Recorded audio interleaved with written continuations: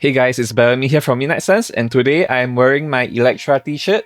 And that is because I am doing a review that I did not plan on doing. I am going to review the first 2 episodes of Daredevil Born Again. And let me just say, this show surpassed all my expectations, and that's why I'm reviewing it. I really did not plan on reviewing it. And yeah, as somebody who is a huge fan of the first 3 seasons of Daredevil on Netflix, I think that Born Again is a worthy successor, and it is pretty much season 4 of Daredevil. It is truly a love letter to all the fans of the original 3 seasons. So it has all the bloody action that you remember from the first 3 seasons, except this time they have the Disney CGI budget, so they can afford to do a lot of more fantastical things. Like Daredevil, he can use his billy club to fly across rooftops now. He really is more of a superhero in this show than he was in the previous shows. Like, he is practically superhuman more than ever in this show. And I think it's good that they are doing this, because if they really want him to be paired up with other street-level heroes like Spider-Man in the MCU, then they definitely needed to buff him, and I think this show is a very good way that they are buffing him. Like, I can definitely see the MCU Daredevil in this show fighting alongside Spider-Man.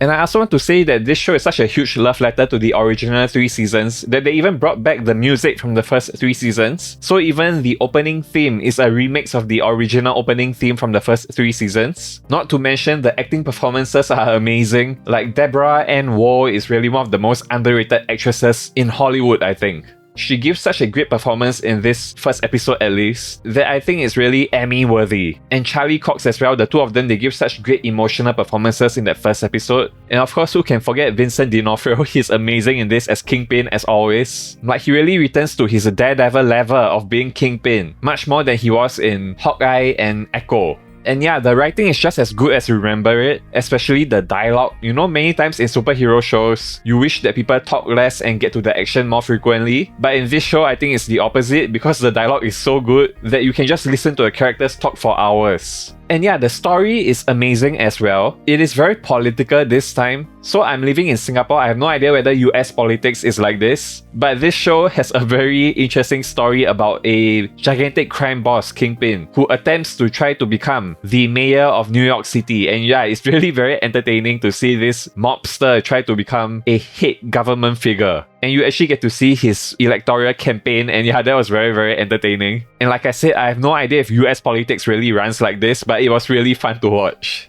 And okay, let me quickly give my final rating. So for the first 2 episodes of Daredevil Born Again, I'm giving it a 9 out of 10. Now, I don't know if the future episodes in the season are gonna be just as good as this, but just judging from these first 2 episodes alone, I can highly recommend it. If you're looking for a dark, gritty superhero show, I think this is almost perfect for you. And yeah, the number 1 question on everybody's mind is Marvel finally back? Well, yes, I think Marvel is back, baby.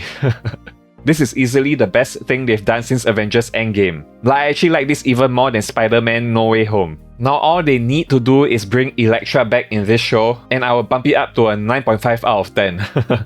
And yeah, that's all for this review, guys. I hope you enjoyed it. If you haven't subscribed already, please do consider subscribing. It will help me out a ton. Thanks again for watching, and as always, stay gold and never fade. Bye guys.